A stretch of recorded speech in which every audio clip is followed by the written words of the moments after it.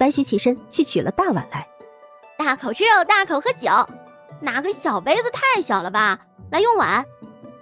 胡长寿没想到白许这么豪爽，行，随你。白许给胡长寿倒满了酒水。胡长寿，谢谢你和我做朋友，这一碗我敬你。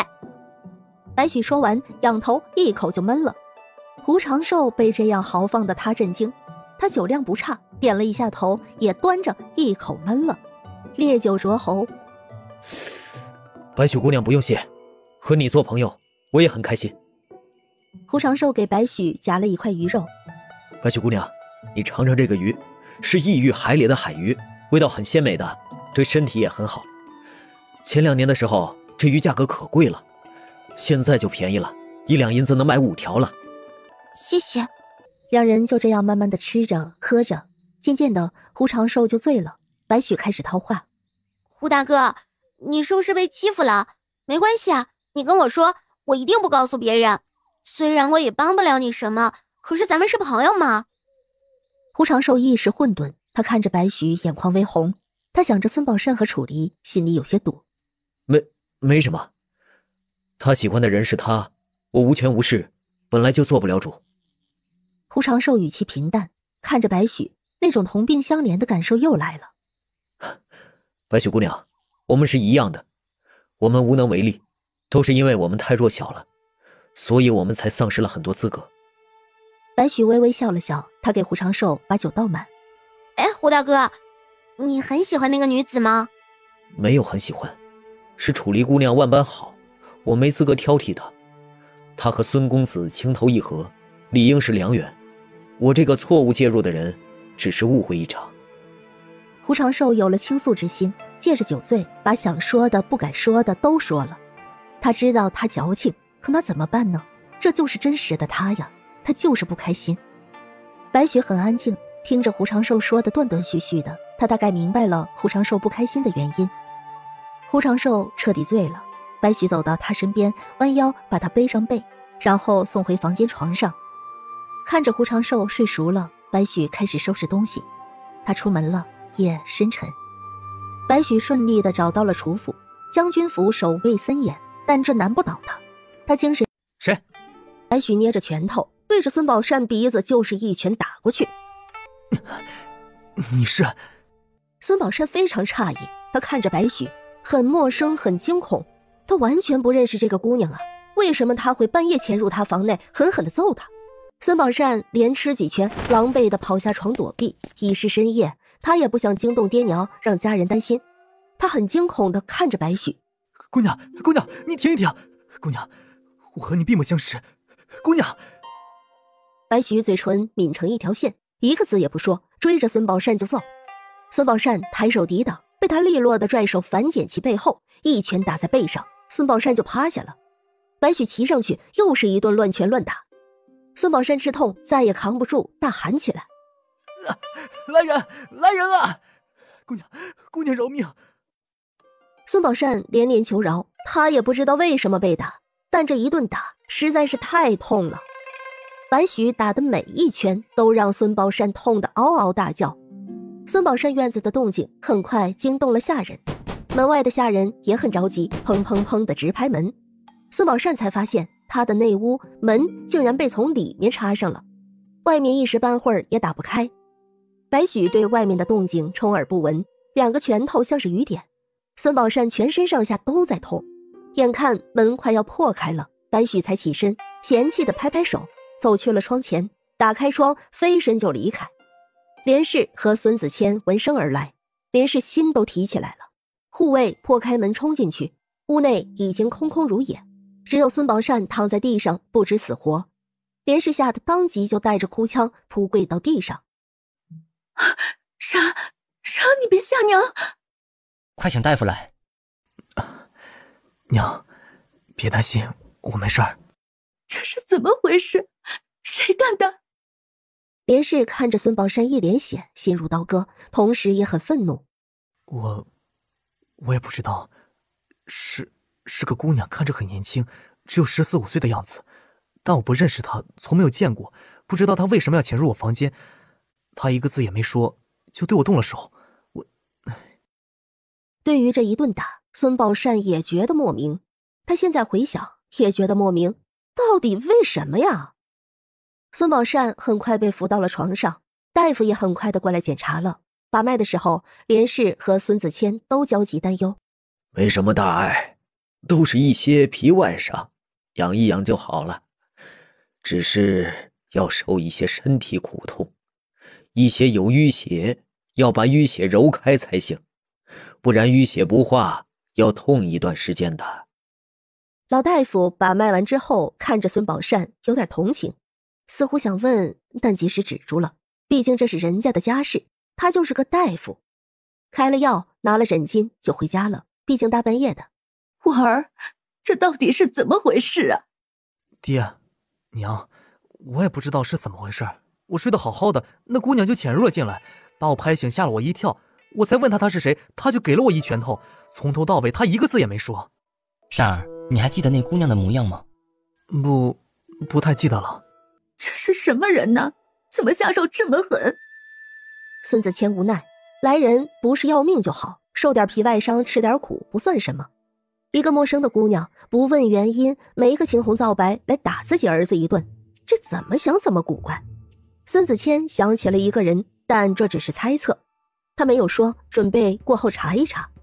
连是眼睛都哭肿了，打在儿身，疼在娘心。孙宝善忍得很辛苦，半晌他忍不住叫了停，浑身都是汗。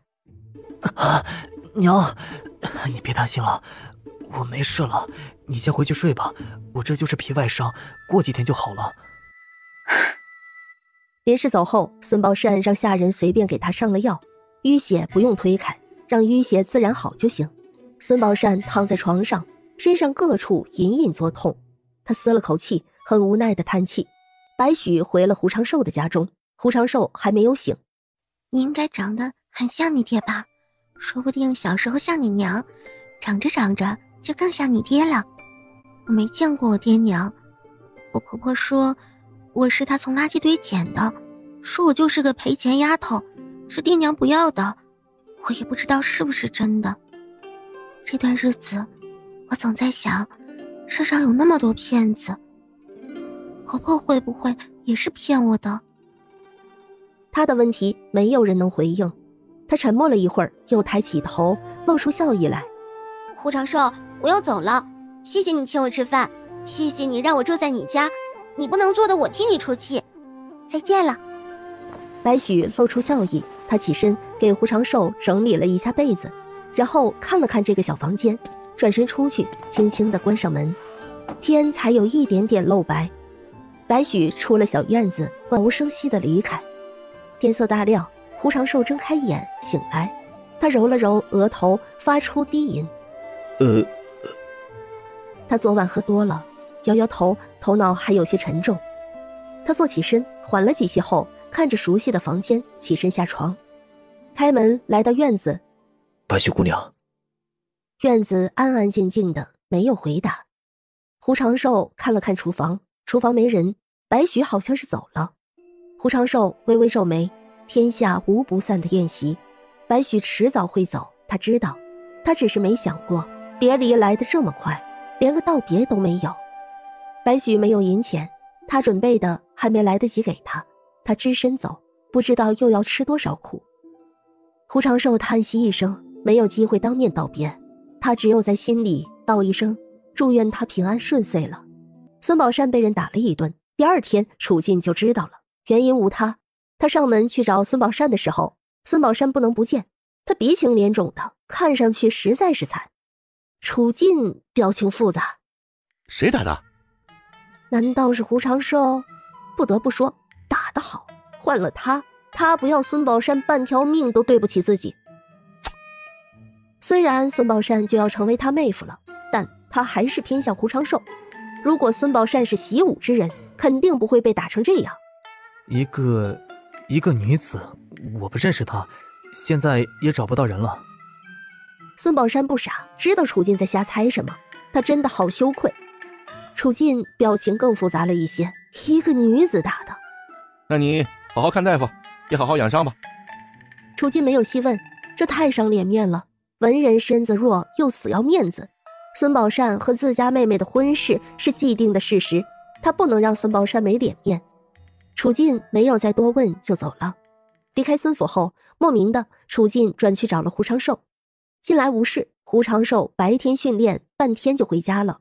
楚进最近也忙，他想着还是找个时候和胡长寿好好喝酒。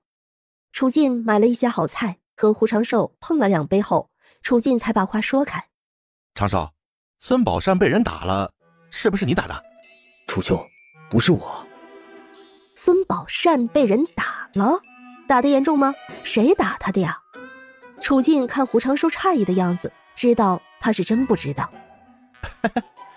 不知道谁打的，他说是个姑娘，他说不认识，我也懒得多问。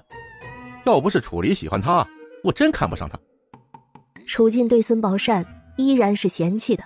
胡长寿垂下眼眸，他倒着酒。打他的姑娘有多大了？不知道，他哪好意思说啊？一个大男人被女子打成那样子，还不是因为他太弱了？孙府里又不是没有人是吧？都难以想象是什么个情况。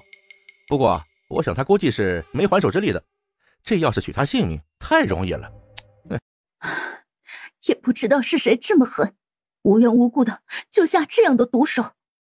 苏小璐没插话，她若猜的没错的话，应该就是白许了。皮外伤，擦点药，这阵子会有点痛，过了这阵子就好了。不能除痛吗？镇痛的药伤身，如果当时把淤血推开就好了，现在的话只能热敷和擦点药了。谢谢小璐，我没事了。苏小璐开了一些药离开。出府之后，她的嘴角才忍不住上扬起来。白许下手的确是没留情，但又处处拿捏得好，足以让孙宝善受一阵子折磨，又不伤他身体，也不要他命，还不会留下任何病根。明天就是15了，上元节，过了节，他又要离开家了。苏小璐回到家中，宝善没事吧？没事，就是一些皮外伤。唉，过了15，你小婶婶要去芙蓉州了，大妞二妞都等着生子，这一去啊，起码得大半年才会回来了。娘，要不你和爹包一个庄园吧，种一些果树，买一些家禽养着，日出而作，日落而息，闲暇的时候煮茶温酒，好好享受。作坊那边彻底不用我们操心了，娘啊是有这个打算，我和你爹总要找点事儿做的。那我要吃葡萄、苹果、杨梅。成，爹娘都种，等过几年咱们家啊就不缺果子吃了。唉，小璐长大了。晚上的时候，苏小璐进宫了一趟，离京之前自然是要看一看姐姐的。苏小玲气色好了不少，心结解开了，没了心事，人自然气色好。周轩还记得苏小璐，看见她就伸手要抱抱。小丫头白嫩可爱，苏小璐立马就抱了她。小璐，宁王种的那些毒怎么样了？不出意外的话，今年就能把所有的毒素清掉了。那就好。姐，你见过辛迪丽公主没？辛迪丽公主怎么样？放心吧，辛迪丽公主也好相处，她也跟姐姐把话说开了，以后大家各走各的，一般不会有接触机会的。那我就放心了。明天就是15了，过了15我就要离京了。姐，你要好好的照顾自己，等我回来的时候，小薇和小轩估计都会走路了。是啊，你一去1年就过去了，你再回来，薇薇和轩轩都会走路说话了，时间过得可真快呀。苏小璐今年也15了，按照常态也是说婚的年龄，但苏小璐的婚事大概率苏三郎和赵氏不会插手的。周恒也回电了，苏小璐和他们一起吃饭，吃了饭他出宫回去。宫门口有个熟悉的身影，笑吟吟地看着他。苏小璐想跑过去，四哥，你才从宫内出来吗？周恒点头，他和苏小璐并肩走着。明天上元节，小璐要出来走走吗？不了，后天启程，我还有一些东西没有准备好。苏小璐说谎了，她垂眸看着自己的脚尖。周志温和地看了苏小璐一眼。那后天见。好，后天见。四哥送你回去吧。苏姑娘，快上车吧，主子近日食欲不太好，你给他把把脉吧。苏小璐没有很快的答应，牵着马儿的金丝就开口了。好，那谢谢四哥了。苏小璐上了马车，周芷眼眸深了深，他随后上去坐下后，苏小璐拉过他的手腕给他把脉。周芷安静不动，脉象平稳，没有大碍，胃口不好，可能是太劳累了。啊，最近有些累。他和苏小璐之间似乎有什么东西有所改变了，他们之间有距离了。周芷不太好受，却也只能如此。苏小璐没再说话，好似突然间不知道说些什么，一路沉默。外面赶车的金四都感觉到了不对劲，他想了想，勒住马儿，转换了另一条路，一条小道。他运了内力在掌心，将车轮打坏，马儿踉跄了一下，然后停住了。不等周芷发问，金四就开口禀报：主子，苏姑娘，马车轮子破了，修理的话要耽搁一点时间，前面就是护城河，若是觉得闷，你们可以去河边走走。小洛，陪四哥走走吧。好。两人一起朝着护城河边走去。安静的护城河一个人也没有，只有河水流淌的声音。苏小璐心里郁闷，金四为什么要走这条路？这是一条近路，只是没想到车轮会坏。这样吗？那看来我们今天比较倒霉。两人静静地走在护城河边，沉默下来，似乎就再也没有要说的话了。苏小璐不由得想，怎么就这样了呢？上一次见面不还好好的，为什么这次见他就感觉怪怪的？有一些奇奇怪怪的念头不受控制的跑到脑海里面来。这些念头告诉他，要知道男女有别了，你是大姑娘了，你长大了。小洛，此次青海一行后，你准备去哪？我还不知道，马车应该修好了吧？有点冷，我们还是过去吧。苏小璐有点心不在焉，不知道为什么莫名的就不想再说下去。周芷也没有再问，两人默默地往回走。金四倚靠在马车上，压根没修。金四，怎么了？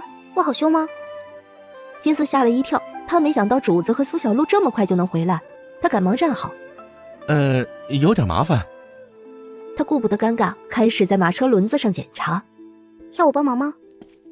苏小璐上前去，他现在只想快点回家。周芷站在一边看着，什么也没说，他的视线一直在苏小璐身上。金四很想说不用不用，可是苏小璐已经蹲下来了。在周芷的注视下，苏小璐帮着金四修好了车轮，不是什么大问题，就是一个节点松了。苏小璐回家之后，金四开始回返，他能明显的感觉到周芷情绪的变化。苏小璐回了房，躺在床上，思绪放空，脑海里不由得回想起苏小玲问他的话：小璐，你现在有喜欢的男孩子吗？你说你喜欢武功高强的，有遇见过这样的人吗？还没遇见，暂时没有。晚上出宫遇见周芷，他脑海里就不停地回想起这些话，他整个人都变得很奇怪，反正就是不想和周芷待在一起，只想快点回家。苏小璐心里郁闷，又不知道找谁倾诉，她进了空间。小璐，你来看我啦。皮皮虾，你传承了那么多记忆里，你知道感情吗？就是人类之间的感情。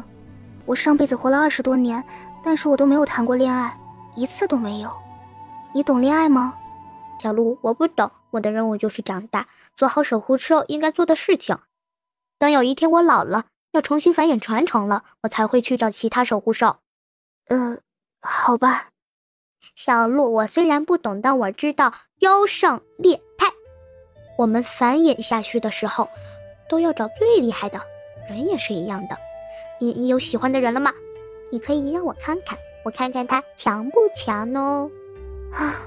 我还不知道是不是喜欢呢，怎样确定喜欢呢？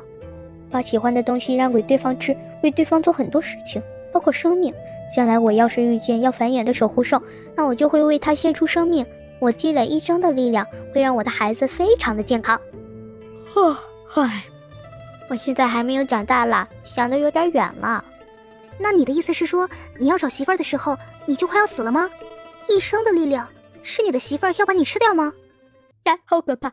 他为什么要吃掉我呀？你们人类难道会这样吗？我没见过呀。皮皮虾号也吓了一跳。小璐，我知道人会吃兽类，好像没有人不吃的。你会想吃掉我吗？哎呀，不是，说到哪儿去了？你误会了，我不会吃你的，我们是朋友啊。你刚刚说你们一族繁衍传承，要把一生的力量给后代，是怎么回事啊？我以为是要让女守护兽吃掉你。当然不是了，吃掉我那也太恐怖了。就是我们在一起之后，我会把我所有的能量渡给他，然后我就会很快的死掉，到时候什么也不记得，就跟普普通通的猛兽一样啦。皮皮虾号松了口气，他还有好多秘密没有告诉苏小鹿呢。不是他不想说，而是传承的记忆有一条是提防人类，人类凶险狡诈，要时刻保持警惕。他现在弱小无助，要是交了底，对他一点好处都没有。哦，是这样啊。嗨，在我们人类世界里，有一种虫类叫螳螂，它们繁衍下一代的时候，母螳螂就会把公螳螂吃掉。我还以为你们这一族也是这样。小鹿，你吓死我了，我还以为你要吃掉我呢。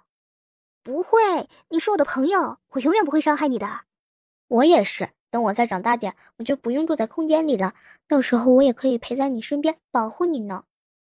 苏小鹿笑了，被这么一打岔，他已经好多了，不再纠结对周芷到底是什么情感。出了空间，将内息运转修炼几圈，然后睡去。一觉醒来，他拿着剑和苏虫过招。苏虫的进步很大，他也不差，兄妹二人竟不相上下。陈实眼睛里满是崇拜。二娘啊，咱们也去走走吧，上元节很热闹呢。赵氏点头，这2年他们的确没有好好逛过京城。陈虎看苏三郎和赵氏出门，他立马就回家，笑嘻嘻的叫了钱氏一起去。吴老头和龟油在下棋，陈实、陈星过来叫苏小鹿。苏小鹿拗不过他们，只好跟着一起出门了。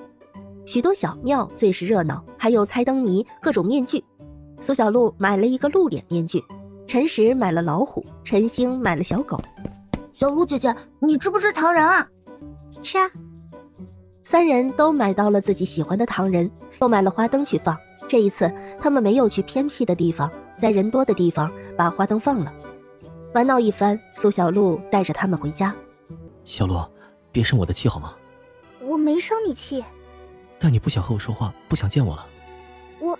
我长大了嘛，男女有别。苏小鹿莫名的感觉有些心虚，他感觉怪怪的，好像隐隐中有什么要被戳破了。他心跳不可控制的加快了。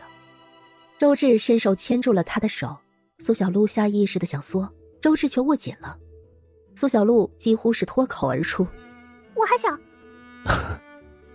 苏小鹿听到了周芷的笑声，紧接着周芷低声的问：小鹿，那再过几年可以吗？黑暗里谁也看不清谁的脸，苏小鹿已经下意识地屏住了呼吸。怎么回事？周芷是在对他告白吗？怎么办？怎么办？苏小鹿内心已经如浪涛翻涌，似乎是他许久不言。哈，没有确定的答应，也没有拒绝。蒙混过去，苏小鹿连忙转移了话题。时候不早了，四哥我困了，你也早点回去睡吧，明天见。小鹿，明天见。周芷松开了手，苏小鹿转身就快速回家了。周芷看着他的背影，嘴角缓缓勾起。他可以肯定，苏小鹿对他是有感觉的，他的转变是一个新的开始。周芷走出巷子，身影渐渐消失。苏小鹿以为自己会失眠，但真正睡下之后，没多久就睡熟了。16一早，行囊已经收拾好了，赵氏和苏三郎不舍得送他们出门。吴老头一脸冷傲：别送了，别送了，别疏落了剑法，记住心中的剑道。徒儿，谨记师傅教导。爹娘、大哥二哥、大嫂二嫂，再见，我们走啦。苏小鹿对着家人挥挥手，师徒3人动身离京。赵氏红了眼眶，跟了几步才停下来。苏三郎就在他身边，轻轻揽住他的肩膀。苏小鹿回头也觉得鼻头酸涩，他抬手挥了一挥，就不再多见了。看见周芷的人，吴老头撇了撇嘴巴，意味不明的啧了一声。龟油没什么表情。苏小鹿莫名有点心虚，他最好的2位师傅都不喜欢周芷，他却有一丢丢喜欢。苏姑娘，2位前辈好。周芷对苏小鹿浅浅一笑，对着吴老头和龟油拱拱手。2位前辈好。吴老头冷淡的点点头，龟油面无表情，也是点点头。会合之后没有多说话，启程了。赶路途中都没有说什么话，白天赶路，晚上休息，一晃就几天过去了。到了青海县内，青海县变化极大，沿路而来多了许多新的房屋，街道两边叫卖吆喝声音此起彼伏。青海县灵气浓郁，呼吸起来非常的舒服。临海又有许多海货，充满灵气的海货增添了许多，所以吸引来了许多人。和周志他们分开后，苏小璐师徒三人去往了住处。推开门，苏小璐都傻眼了。小院子杂草丛生，你那大徒弟有点不靠谱啊，不是说帮着打理院子的吗？我看啊，这是一直没来打理过吧。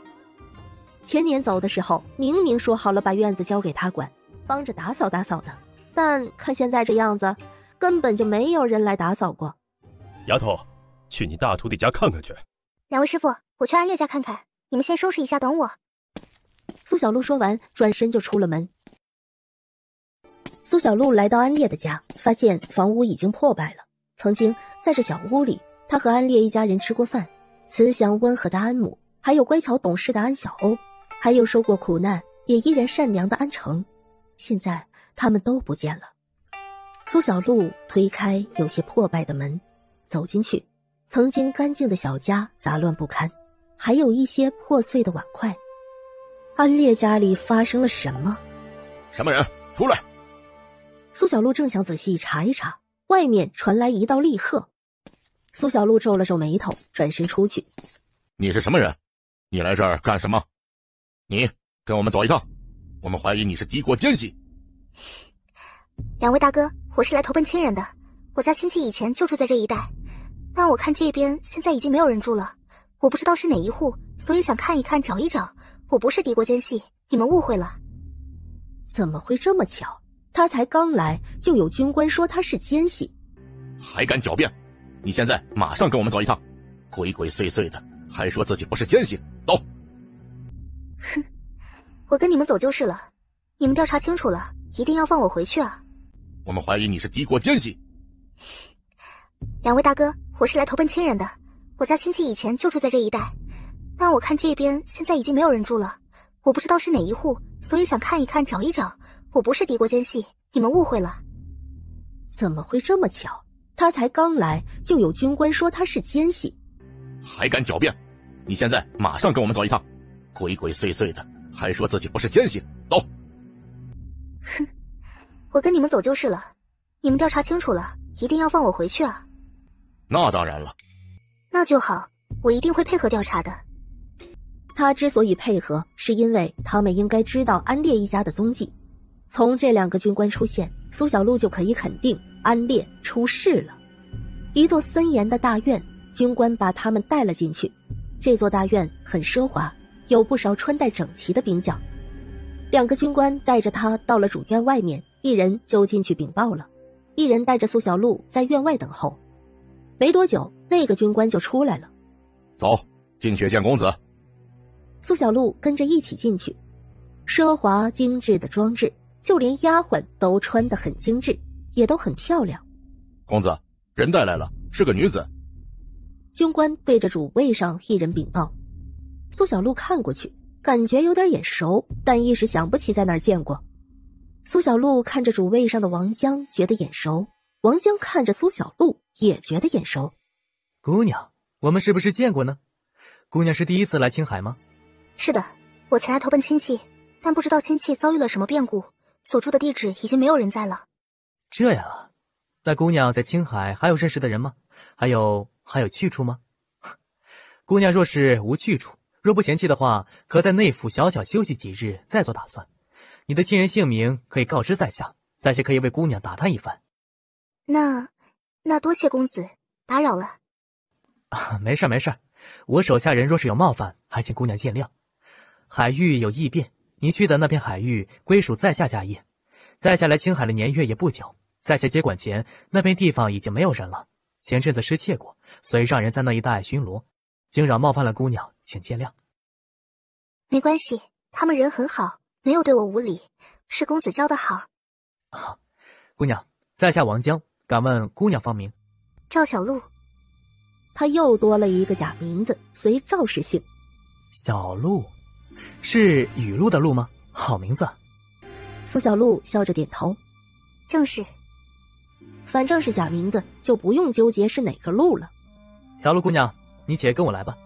苏小璐跟着他的脚步走，穿过回廊，就看见一个女子堵在前方。小鹿姑娘，你等我一下。王江快速上前，别堵在这儿，我有空去看你。那位是新妹妹吗？嗯。王江淡淡的应答一个字。苏小璐的容貌他看上了，但苏小璐的身份还要再调查一下。一个投奔亲戚的孤女，那还是很好哄的。自己如今家财万贯，只要他喜欢，什么样的姑娘都可以养。如果真的是孤女，跟着他过日子，不知道有多好过。王江，你没有心，我才跟了你多久啊？你怎么可以负了我？女子哀怨地看着王江，不甘心地控诉：明明说最爱的是他，可转身就变心的也是他。如月，别闹，我若不是跟你赎身，你最终也和那些女人一样。你跟了我，我也没有亏待你啊。你看看你现在穿的衣裳，吃的饭食，我还是很喜欢你。男人三妻四妾是很正常的，听话好吗？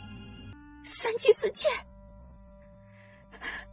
三妻四妾很正常吗？我以为你和他们不一样，没想到都是一样的，是一样的。如月心里都在抽痛，她自视清高，却不想最终还是没能逃过薄情负新郎。王江不想再和如月说话了，给了她一个眼神，让她识趣点，就转身回到了苏小璐身边。小鹿姑娘，没事了，走吧。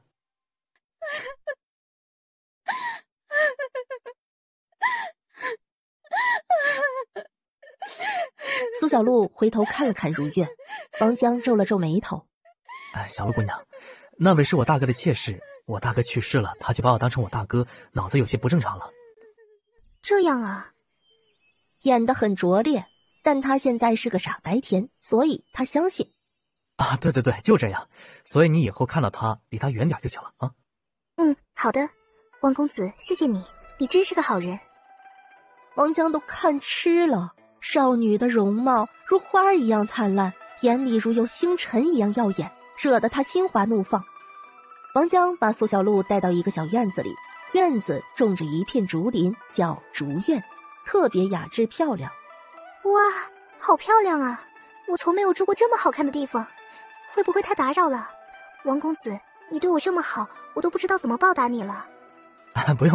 不用报答。小鹿姑娘，你就放心住吧，有什么需要的你尽管说，千万别觉得为难。你这赶路过来一定很累了，那这阵子就好好休息吧。谢谢王公子，你人真好。苏小璐可以肯定，安烈的事情和王江有关系。王江只觉得眼熟，又因那次见他是男装打扮，现在他长开了不少，恢复了女装，王江才没认出来。在这里住下来，也有利于他打探消息。小鹿姑娘，那位是我大哥的妾室，我大哥去世了，他就把我当成我大哥，脑子有些不正常了。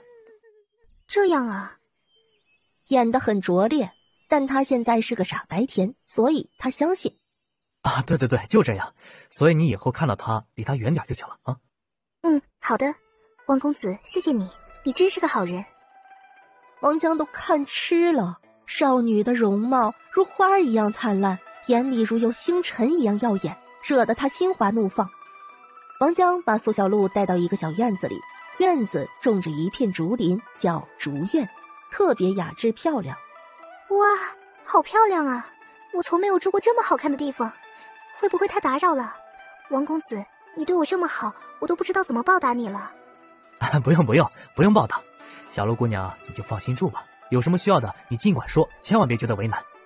你这赶路过来一定很累了，那这阵子就好好休息吧。谢谢王公子，你人真好。苏小璐可以肯定，安烈的事情和王江有关系。王江只觉得眼熟，又因那次见他是男装打扮，现在他长开了不少，恢复了女装，王江才没认出来。在这里住下来，也有利于他打探消息。王公子，谢谢你，我今天有点累了。王江还不太想走，但想着这才第一天，他温和的笑着。啊，小鹿姑娘，那你好好休息吧，我就先忙去了。一会儿我让2个丫鬟来照顾你，有什么需要的跟丫鬟说。好的，谢谢王公子。苏小鹿声音甜软，听得王江都要醉了，连连说着不客气，然后不舍得离开。王江走了之后，苏小鹿松了口气，一个人的变化真大呀，上次怎么没有发现这个王江是个大色魔？以前的王江是替李宇做事的，不知道现在还是不是。王江派来的2个丫鬟很快就过来了，苏小鹿让他们不要进屋，自己要睡觉，不喜欢被打扰，睡1个时辰就好了。2个丫鬟淡淡点头应下，她们容貌都不差，本来也不愿意伺候苏小鹿，苏小鹿不需要她们更求之不得。门一关，苏小鹿就从窗户离开了，她轻功卓越，离开这院子轻而易举。回到小院里，吴老头和龟友已经把院子收拾干净了。2位师傅，我大徒弟出事了。苏小鹿把事情简短的说了说，包括他现在住进了王江的大宅子中。那的确是要好好查一查了，那边你先去，回头师傅和你龟友师傅去查探一下消息，打听一下现在青海的情况，你自己小心行事，人有善恶，你学会自己分辨。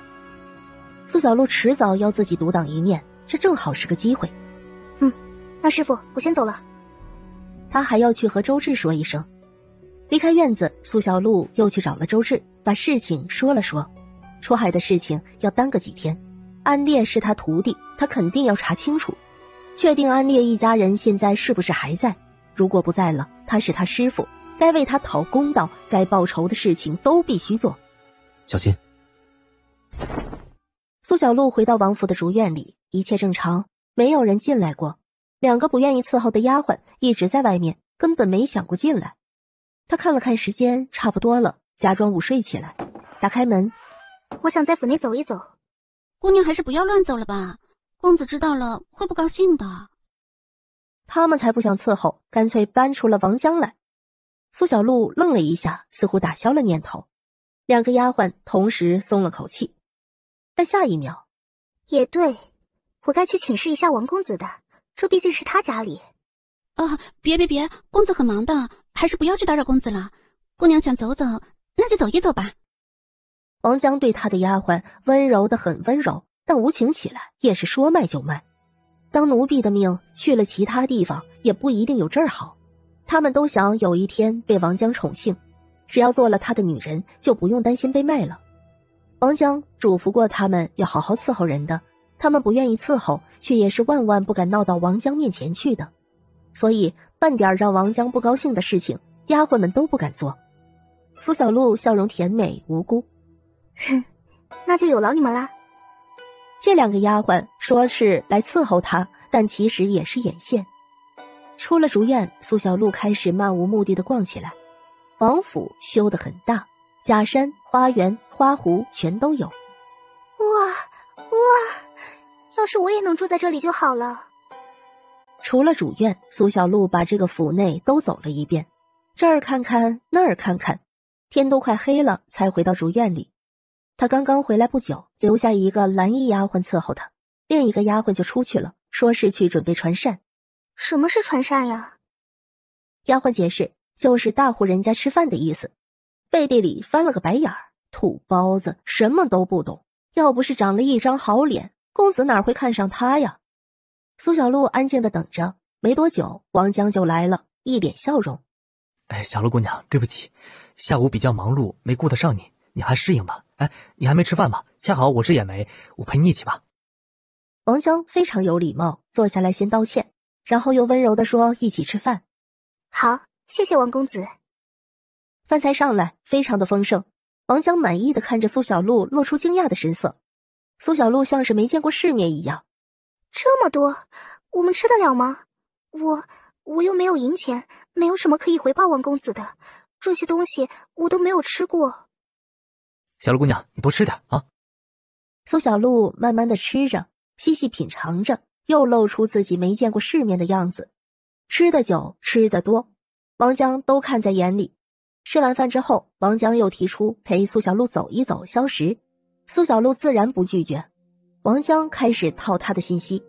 苏小璐随口编一个父母双亡的孤女被恶霸看上了，收了他的户籍做要挟。他好不容易逃出来，想着以前听母亲说在青海有个远房亲戚，他就想着来投靠。亲戚叫什么随便一个，已经是隔了4、5代的亲人，住哪儿他也不知道，就是看着房子老的地方就去问问。一番交谈，苏小璐好似把底都露出来了。王江时而惊讶，时而同情，很善解人意地告诉苏小璐，现在可以好好休息了，他会帮他打听远亲的下落的。散完步后回到竹院，王江又嘱咐丫鬟好好照顾苏小璐，然后才离开。苏小璐洗漱一番睡觉，丫鬟在外面不用进内屋，他们求之不得。苏小璐还没睡着，外面的2个丫鬟倒是睡熟了。苏小璐出来的时候顺便给他们点了睡穴，让他们睡得更死，他自己才趁着夜色去搜查王江的书房。运作产业肯定是有账本的，每一块海域分明，他只需要确定他买下的海域现在是不是王江在掌控。等确定了这一点，他才好问安烈的下落。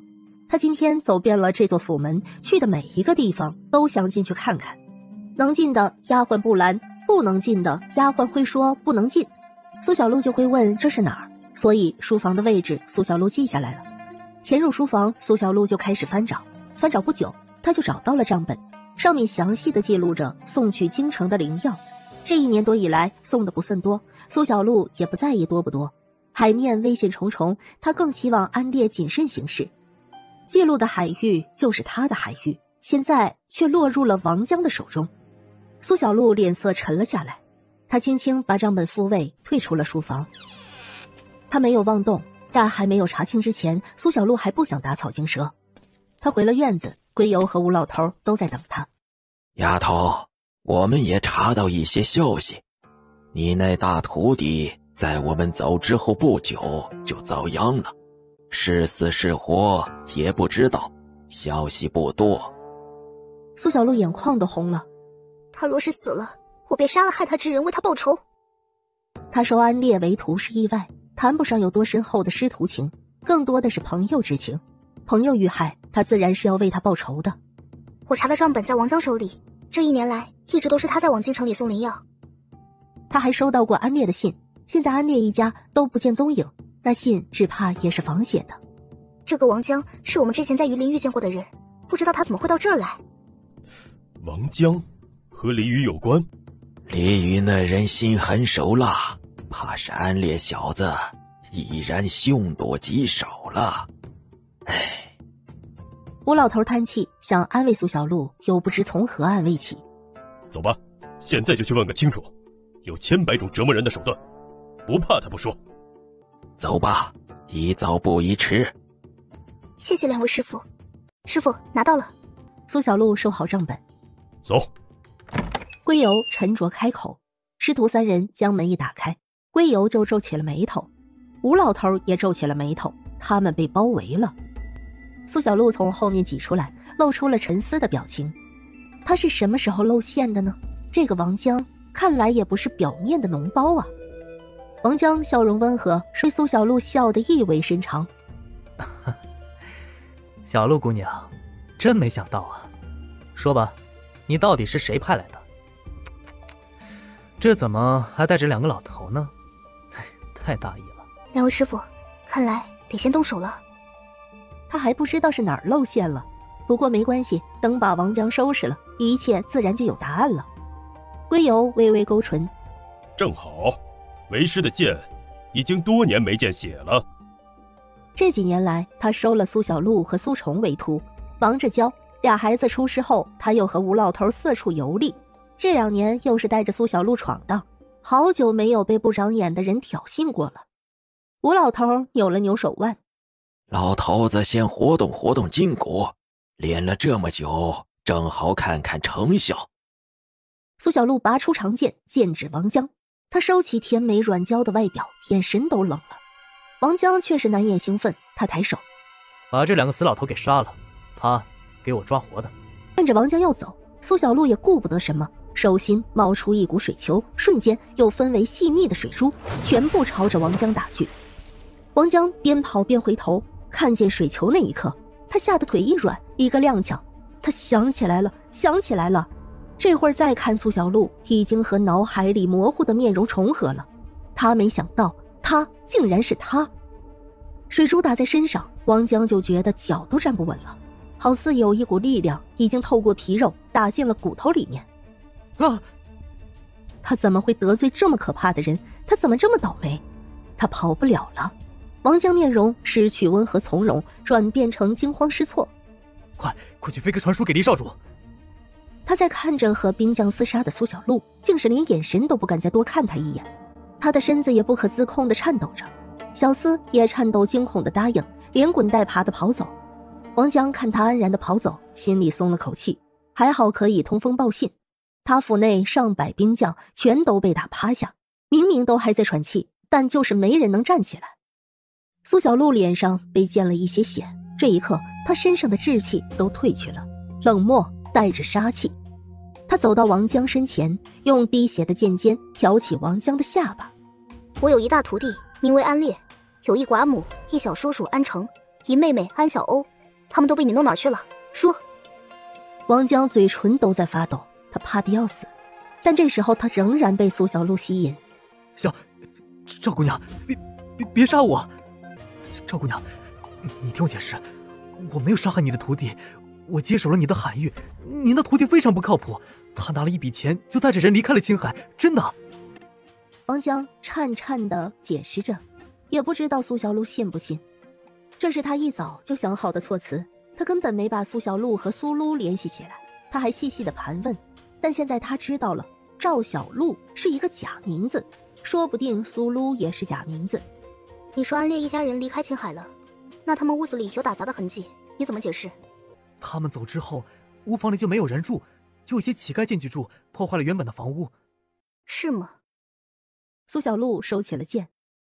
是啊，赵姑娘，我就是个诚实的生意人，接手了生意，也按约定将收货送到京城了。因为怕打扰你，才一直没给你通信。但你来了这，我肯定要告诉你的。真的，王某所言句句是真，绝对不敢对姑娘有所隐瞒的。是吗？是的，是的。可我选择相信我大徒弟，你说的我一个字也不信。我的大徒弟，生我要见人，死我要见尸。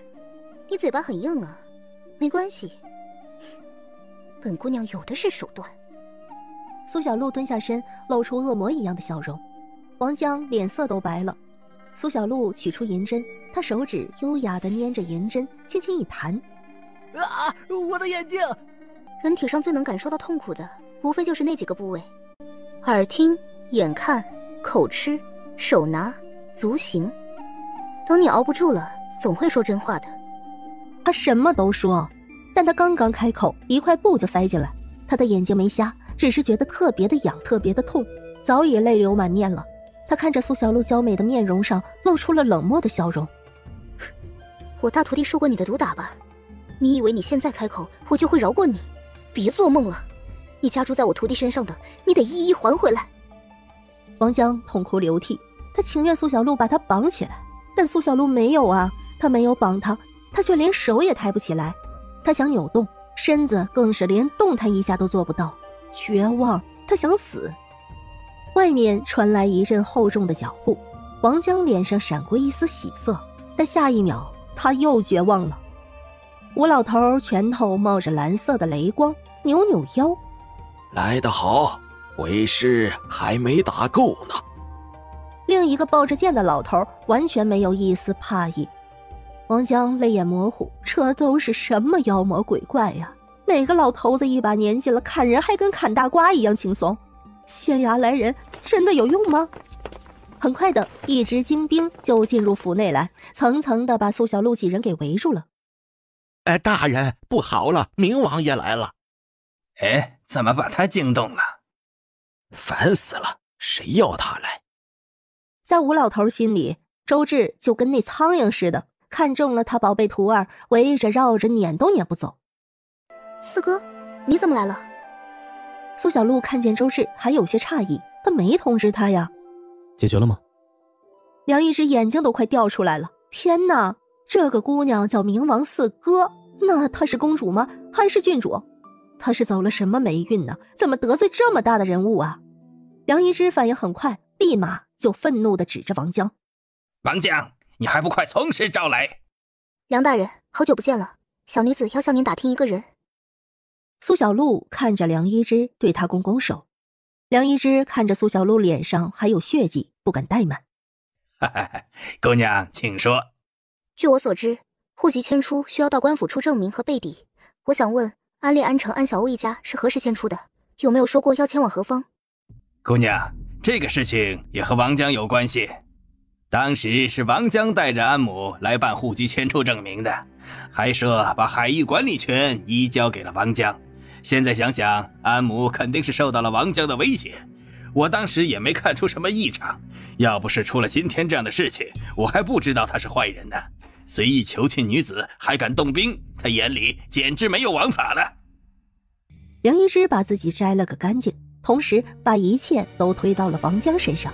苏小璐把视线转回王江身上，看着王江已经没有了为人的尊严，苏小璐也是很嫌弃，她用剑挑开了塞进王江口中的破布。在船上我没杀他们，他们就在船上一直跟着出海，饶了我吧，我没杀他们，我没杀。王江全身都在发抖，只希望说了之后能被饶过。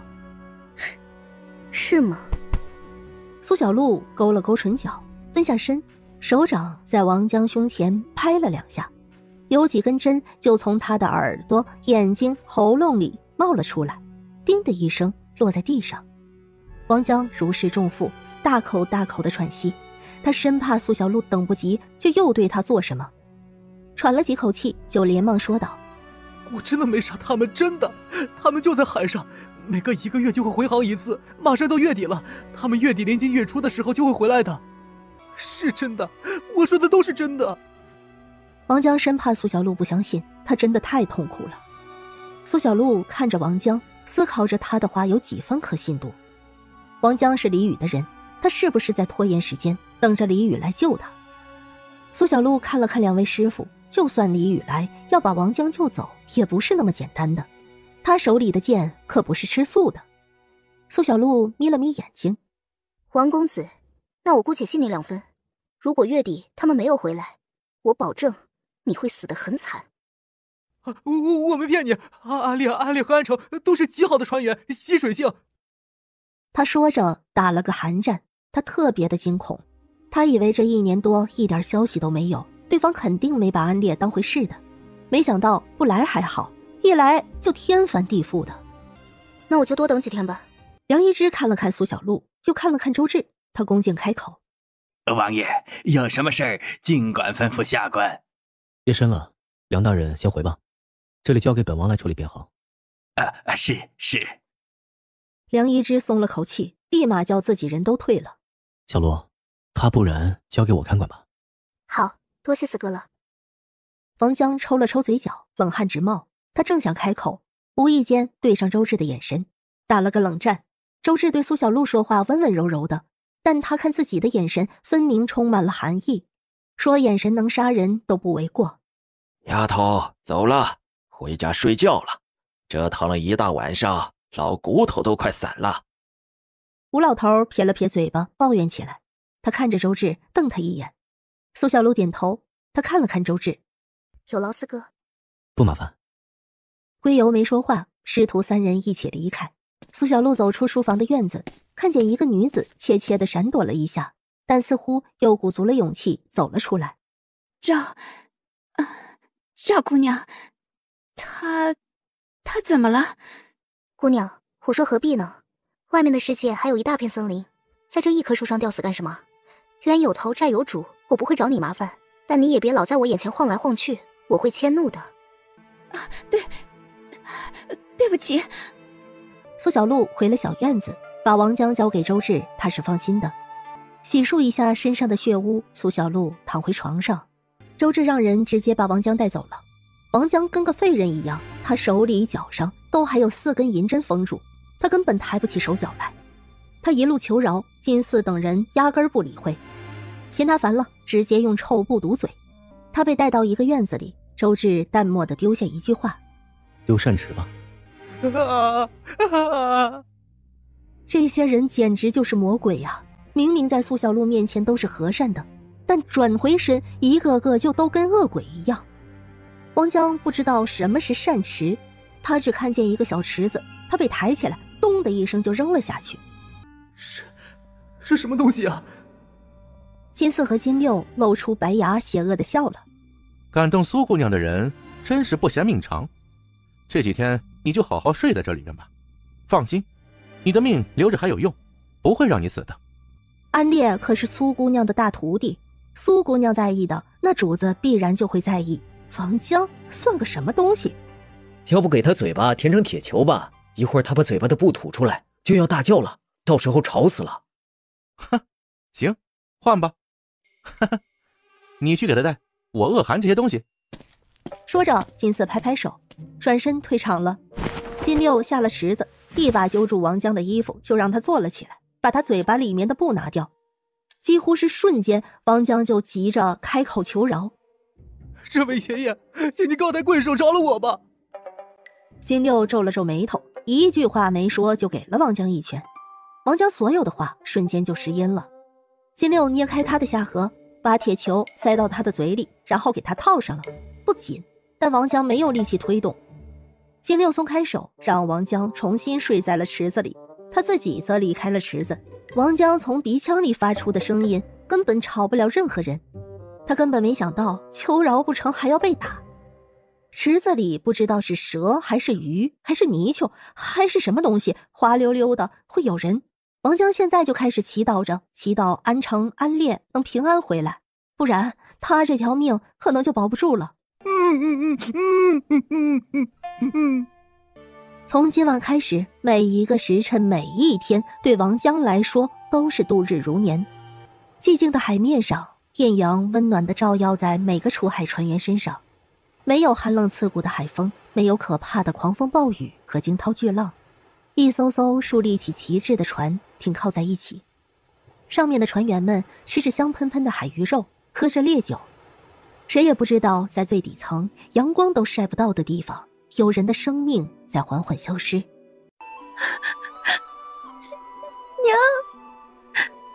救下我们！安小欧泪水如同决堤的海，怎么都止不住。他没有娘了，他没有娘了。安烈也眼眶发热，疼。安城狠狠地一拳砸在身边的墙壁上，喉咙里发出隐忍的声音。安母已经去了，闭上了他什么都看不见的眼睛。悲伤窒息的气氛萦绕着三人，一直到外面天色暗了下来，三人都一动不动。中途有一盆不知道是多少人吃剩的剩饭，用大盆装着丢了过来。小烈，我要他们全都死。安城嗓音沙哑的开口，打破了这窒息的宁静。怎么做？安小欧也抬起了头，眼睛看着两位最亲的人。哥哥，小叔，我不怕危险，我也不怕死，我要为娘报仇。我们等不来苏姑娘了。苏姑娘说不定早就把他们忘记了，到底是他们太弱了，为人鱼肉，任意宰割。这1年多的隐忍都是为了活下去，为了能活下去，他们什么都做了，可太难了，真的太难了。他们吃不饱饭，穿不暖，生病了也不能看大夫，隐忍了这么久，母亲没了。或许要不了多久，他们也会死，可能是饿死，可能是累死，可能是病死。他们是最低等的奴役，死活没有人在意，唯一的希望是苏小璐能来。他是哥哥，是师傅啊，他那么厉害，一定能救他们出苦海的。可他什么时候会来呀？万一他永远不来了呢？长久而窒息的沉默。过了好久，安烈突然开口：我有一个办法。小叔，你们还记得大鲲吗？安烈想起那大鲲，眼底都还有着敬畏和恐惧。那是海里面最大的鱼，它若是发狂起来，无比的可怕。如果让这些人撞上，那一定都不可能活着出来。他们知道大鲲和海鲲不会上当的，骗他们以我们为诱饵，去钓鲲。我们3个都去当诱饵，等鲲来了，靠近的时候，刺他眼睛，让他发怒。这个计划是拿他们3人的命为赌注，赌一个死也要拉这些人陪葬。他们相信大鲲的实力，盛怒之下，这些人不可能有活口。只是我们也会死。安烈眼眸平静，他们隐忍这么久，就是因为想活着呀，哪怕活的猪狗都不如，但也想活下去，等待黎明和天亮。若不是如今心如死灰，他们也不会走绝路。母亲的死给了他们打击，一时间雷雨笼罩着他们，让他们看不到一点希望。既然活不下去了，那就拉下来，一起陪葬吧。哥哥，我不怕死，我要他们全都死，一个也别想活着回去。安小欧眼里迸发出浓浓的恨意来，他露出一抹笑容。哥，小叔，我能听见鱼说话，我有办法可以把大鲲引来。小欧，这是什么时候的事？哥，没多久，这没什么用，无非只能让那些强盗打捞的更多一点。我一点也不想让他们获得东西。小欧，你的能力很有用，我们的计划会顺利进行的。如果我们命好的话，我们一定就会逃出这些人的魔爪的。到时候，安城说到最后，他将话语咽了回去，因为他们有以后的机会太少了。以自己为饵，大鲲发怒的时候，他们3人会在第一时间承受大鲲的怒火，那是何等可怕的事情。小烈，我们一定会成功的。他们不会活着出去，其他人也不会活着出去，就让所有人都死在这一望无际的深海吧。打了那么多鱼，死后喂鱼也不过分。这些人没有任何顾忌和敬畏，就让他们感受一下海洋的力量。安烈捏紧拳头点头。我去说。妹妹和小叔的身体都太差了，那些人对他们的凌辱只会多不会少。他到底是个健全人，承受一些算一些。好，我的确是有些撑不住了。小烈，你不要存有一丝隐忍，明白吗？不要让人看出任何破绽，知道吗？婶婶没了，小欧，我的腿也烂了。小叔，我不会的。安烈看了看堆在地上的石盆，眼眸深暗。他看了看安烈和安小欧，动身向外面走去。这是最阴暗、潮湿、腥臭的船舱胃部，用以堆放各种腐烂恶臭的烂鱼。人们大大小小的方便也是在这里。安烈从这些地方一点一点地往外走。当他们靠近上一层的门的时候，就有船员恶狠狠地瞪他。上来干什么？滚回去！现在还没叫你做事。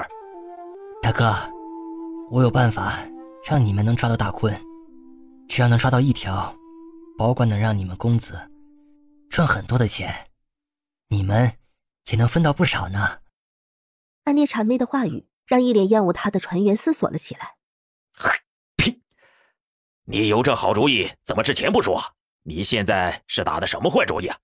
以前没想明白啊，现在想明白了，所以才决定说出来。我也没什么要求，只希望抓1头大鲲之后，如果我们兄妹能活下来，希望你们公子高抬贵手，放我们一马吧。1头大鲲的价值肯定比这过去1年价值还大的。什么法子？你说来看看。船员打着主意，安烈看得分明。这个法子我只有见到老大才会说的，不然的话我不会说出来的，就算是死也不会说。操你娘的，我看你是活得不耐烦了。安烈脸上依然挂着谄媚笑意，他倒在地上就把自己紧紧卷起来，就像是察觉有危险的穿山甲一样。船员泄愤的一顿踢打，将怒气出了，才揪住安烈的头发，拖着他就走。你要是敢隐瞒，你绝对会死得很惨的。安烈吐出嘴里的血沫，微微勾了勾唇角。安烈看着漆黑的夜空，繁星点缀，闪闪发亮，眼里流出了泪水。他脑海里浮现出母亲和父亲都说过的话，人死了会变成天上的星星，守护着人世间他们挂念的亲人。如果想亲人了，就抬头看看星星吧。夜空的星星好亮啊，它们那么的多，到底哪一颗才是他的爹娘呢？安烈闭上眼，在心里暗暗许愿：爹啊，娘啊，如果你们真的化作了天上的星星，那你们一定要保佑我，让我想做的事情都能做成。爹啊，娘来了，你们想见了吗？在一起了吗？爷奶啊，你们是不是都团聚了？小雷好想你们，好想好想。爹，小雷对不起你，没有照顾好娘，也没有照顾好妹妹，也没有招呼好小叔叔，对不起。安烈，喂，死狗，醒醒！身上传来剧痛，还有含满恶意的称呼话语。安烈睁开眼眸，看见已经有不少人围着他了。安烈立马勾唇谄媚地笑起来，他忍着身上的疼痛屈辱，狼狈地爬起来，跪在地上。听说你有法子弄一头大鲲。安烈正要开口，黄老大2步走到他面前，凶狠地捏住了安烈的下颚，眯了眯眼。安烈，如果你撒谎，就让你的妹妹被我们所有人轮了，你答应吗？安烈眼眸狠狠一缩，浑身发颤。黄老大狠狠地松开他。瞧你这激动模样，老子逗你玩的。你那妹妹前胸贴后背，没有半两肉，老子吃着都嫌没劲。但如果你敢耍老子，老子一定叫你们生不如死。黄老大，我不敢耍你，我只想求你，事成之后放我们一家人自由离开。我们想活着，像一个人一样去活着。那就要看看你说的东西有没有那么大的价值了。你说吧，如果你是说大鲲讨厌人生，遇见了要保持安静这样人人都知道的事情，老子扇死你。黄老大，大鲲喜静，遇到如果吵闹，他只会攻击船只，这是大家都知道的。但其实不是这样的，大鲲其实很喜欢吃人，而人在船上，如果人不发出声音，大鲲是不会知道船上有人的。人只有出了声，大鲲才知道船上有人，才会攻击船，可以用我们一家做诱饵，用大量迷药把大鲲迷晕杀死。用你们做诱饵，你们就不怕死吗？安烈这样说，黄老大不由得不怀疑他的用心。当然怕了，可不这样做，我们怎能证明自己价值呢？又怎么获得自由呢？还恳求老大让我小叔留在船上，他身体不好，就别跟着我们喂鱼了。如果真成了，让他有个自由身也挺好的。如果我们侥幸活下来了，还请公子还我们自由身。那么大的一头鲲，得要多少迷药？万一量不够怎么办？他要是发狂起来，我们不得全部死？黄老大眼神阴沉下来，当即就一脚踹在安烈心口。安烈艰难的喘气，每一口呼吸，胸口都有着极致的痛楚。他像是一条裹满盐的蛆虫，痛到极致，扭曲着身体。过了好一会儿，安烈才缓和下来。他想，幸好是他来，如果是小叔，他的身体肯定受不住，说不定黄老大这一脚就会被踹死了。安烈吐出一口血水，里面似乎还有一些内脏碎块。黄老大，富贵险中求，除了迷药，还有这么多人，一人一根2头尖的棍子，就能把大鲲捅个对穿了。海上出海的，哪年不死几个人呢？你说的也有道理，老子天不怕地不怕，区区一条鱼算什么？黄老大眯了眯凶狠的眼眸，船员们纷纷缄默，他们是没什么话语权的，而且这些的确让人心动。一头鲲呢？海里面一头鲲呢？既然是要做诱饵，你们也不能太瘦了，给他们换个地方，送些好吃的过去。黄老大看了看安烈，没有什么人样，他挥了挥手，吩咐下去。谢谢老大，谢谢老大，小人还有一个要求。黄老大一个凶狠眼神看去，安烈缩了缩身子。小人老母病死了，想问黄老大讨一口帛官庄旗，捕一头大鲲后回家好风光安葬他。不管我们兄妹还是我们叔叔，留一个在船上就行，给个活路办后事，将来清明寒食有人祭香火。母亲过世了，这也瞒不了人。安烈最后这个要求打消了黄老大心头最后一点疑虑。原来老母亲死了呀，人在意落叶归根，安烈因为死尸开窍也正常，又没什么本钱，只能卑微的用命来换。准了，没看出你还是个大孝子。黄老大手一挥，答应了安烈这个要求，然后他转身过去，振臂一挥：兄弟们，这个月咱们就先不回去了，一些用的都还剩很多，你们先养一养，把迷药都集结起来，然后大家开始磨刀，老子要带你们干一场大的。黄老大豪言壮语，一呼百应，所有的船员似乎都热血沸腾起来，接下来就是紧锣密鼓的准备了。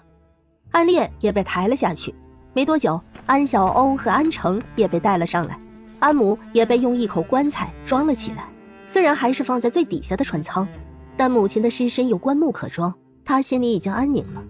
终于有一间干净的屋子可供他们睡觉了，干净的食物送上来，三人默默地吃着。哼，看着跟八辈子没吃过东西似的，你们上辈子怕是饿死的吧？啊！送饭的船员出声嘲笑讽刺，安烈、安成和安小欧也都不予理会，只是安静的默默地吃着饭菜。船员见他们无趣，也没心情搭理他们了，转身走开。哥，疼吗？不疼，好久没吃饱了，不要吃太多，会吐出来。接下来我们怎么行动？安成慢慢地往嘴里送食物。安烈说的没错，这会儿不能吃太多，克制住想要疯狂吞咽的冲动，强迫自己把食物嚼了一遍又一遍。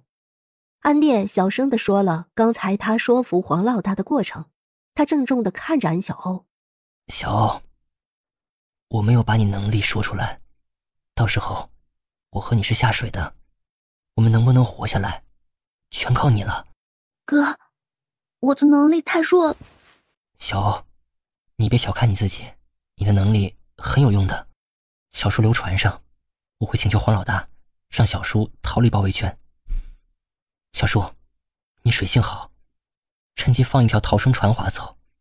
如果我们能活下来，我们就一起回家；如果我们不能活下来，小叔，你就自己走。安烈说了他的安排，不管怎么样，他们之中都能活下来一个人。小欧，你有没有想过，你能听懂鱼说话，你就能驱使他们为你所用。安烈严谨地看着安小欧，妹妹这份能力其实是很强大的，能懂得鱼的语言，那这个海洋里那么多鱼，不都是她的朋友了吗？这是多么不凡的能力呀！安小欧睁大眼眸，对呀，他怎么没想到呢？小欧，为了以防万一，所以一头大鲲还不够，还需要嗜血的海鲨来。他不喜欢这些人有人能活着出去，而捕捞大鲲以前没有人成功过。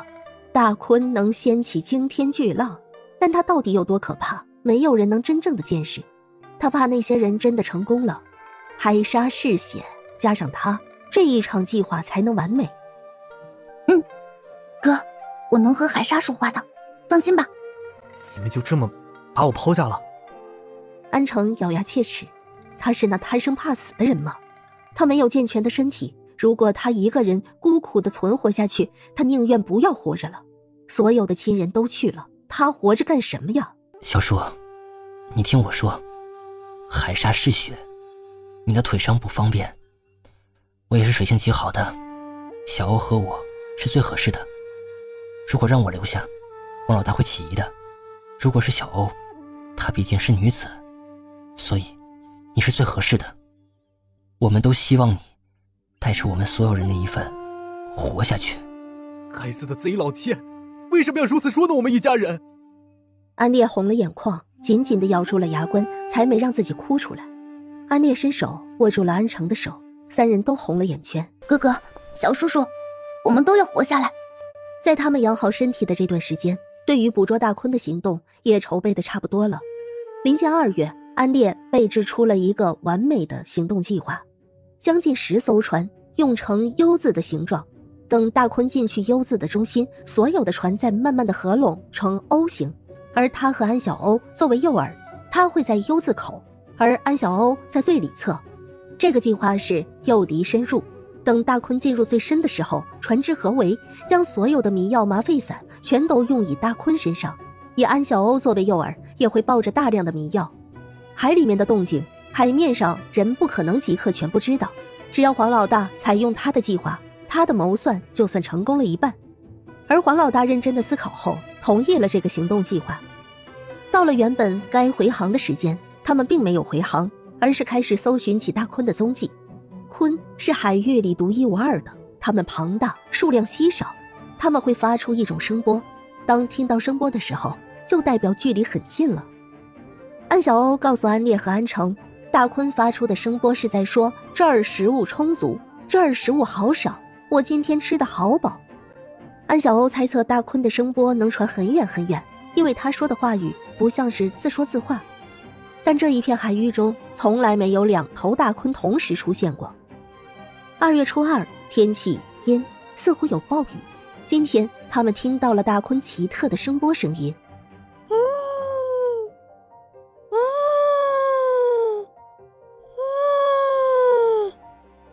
黄老大问安烈：这天气看着不太好，我们是不是要停一停？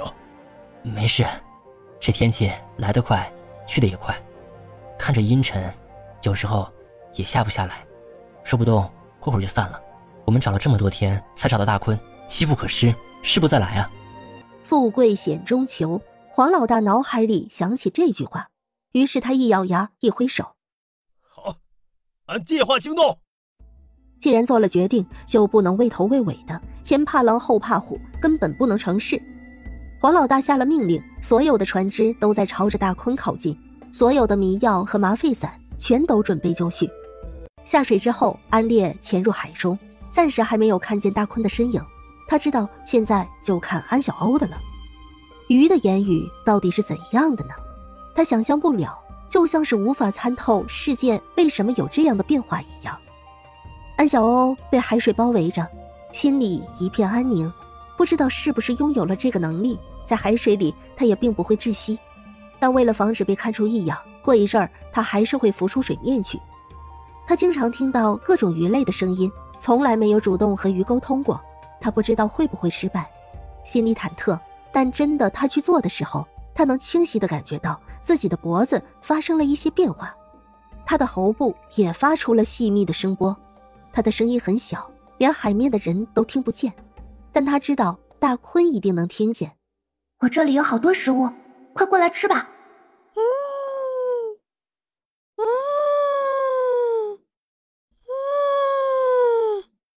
你是谁呀？你真的愿意分享食物给我吗？谢谢你，你真善良。你长大多久了呀？你的声音好小好弱呀。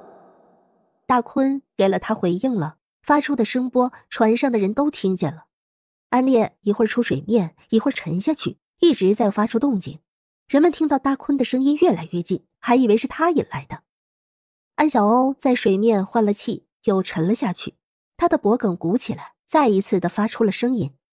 我愿意把食物都分享给你，你快来吃吧，把它们全部吃光。安小欧恨透了活在船上的所有人，他希望大鲲把他们全部吃掉，一个也别剩，他那么大，一定能吃完。而在水下更让人震撼，只看见一个巨大的黑色的阴影在快速的靠近，没有风浪，只是大鲲游过，海面已经有了浪花摆动的弧度，船也有节奏的轻轻摇晃。在船上的所有人都咽了咽喉咙，心里生出一丝退意，但却不敢说。黄老大已经利欲熏心，看着大鲲的身影，就像看见了一座大金山。安烈沉入了水中，大鲲的身影覆盖了他，谁也不知道他的生死。安小欧也沉入水中，他静静地注视着越来越近的大鲲，他的脖梗鼓起，发出了细微的声波。把这些船都打翻吧，上面有很多很多的人，你把他们全部吃掉好不好？安小欧把大坤当成了人一样沟通。近在咫尺的大坤，他在他面前就好似一颗金玉棒子在大象面前差不多。他在大坤的嘴边，他还没有他的牙齿大。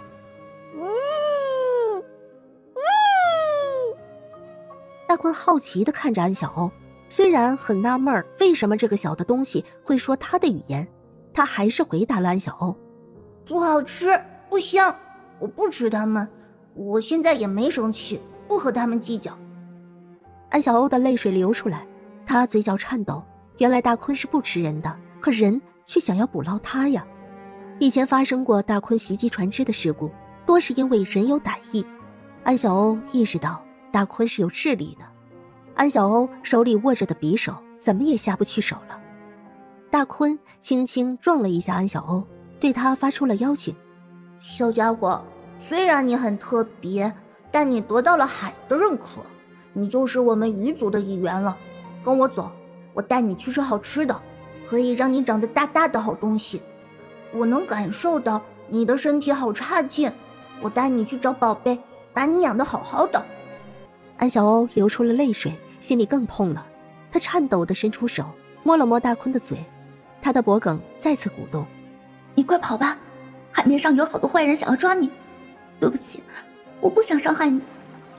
安小欧转身游走，他的脖颈再一次鼓动，这一次他发出的声波又不一样了，他说的是大海鲨的语言。快来我这里，我这里有好多食物。大坤有点愣，还想朝着安小欧游去。安小欧看着他，迷迷糊糊的，他好似看见一个约莫6、7岁的小孩在朝着他伸手。跟我走，我带你走，保护你，你不要哭。男孩发出一声惨叫，安小欧感觉海水剧烈地翻动起来，他被劲波推出去很远。哪有什么男孩，海面的人开始用尖锐的刀棍直直地跳下海，扎入大坤的体中。大坤吃痛，开始剧烈的挣扎，一时间海面就像沸腾的开水。安小欧看了一眼，就转身游动逃走。这是他和哥哥小树约好的，当大坤开始有动静的时候，他们就开始逃离。有劲流一次次将他推远，他头也不回。海水汹涌，还有巨大的哀嚎声音。安小欧不知游了多远，他出了水面，远处海面的船只摇摇欲坠，他听到他们各种叫骂的声音。有一条巨大的尾巴出了水面，又重重地砸入海里，所有的人和船只都狠狠地倾斜，开始沉没。头顶一片阴影，闪电划破天空，豆大的雨点砸落下来。安小欧眼睛都没有眨一下，静静地看着这一幕。他咧嘴大笑起来，这些人终于付出了代价，隔着很远都有刺鼻的血腥传入鼻腔。不知过去了多久，海面终于归于了平静，大雨也停了，只有蒙蒙细雨。有一艘小船出现在了海面上，它滑动着船桨，扯着嗓子撕心裂肺地大声嘶喊：小欧，小欧！安小欧呆呆的，他好久没有眨眼了，脑子里似乎听到了什么声音，他迷迷糊糊的：小欧，小欧！呼唤声音有了哭腔，安小欧只觉得心房好似被重击了一下，他瞬间恢复了所有清明，喉咙好痛，他很想说他在这儿，但张口却一个字都发不出。他开始奋力地挥动双手，朝着他心系的亲人游过去。安城简直快疯了，他只救到了不知死活的安恋，安小欧不见了。他不敢闭眼，不停地抹去脸上的雨水，滑动着船桨，大声嘶吼着：小欧，小欧！还有人活着，拼命一样朝着这小船而来。一靠近了，安城猩红着眼睛，拿着船桨就用力敲上去。他绝不允许有任何人在这时候上这小船。茫茫大海，没有一生物，哪怕这些人侥幸从大坤口里活下来，也不会活着走出这片海了。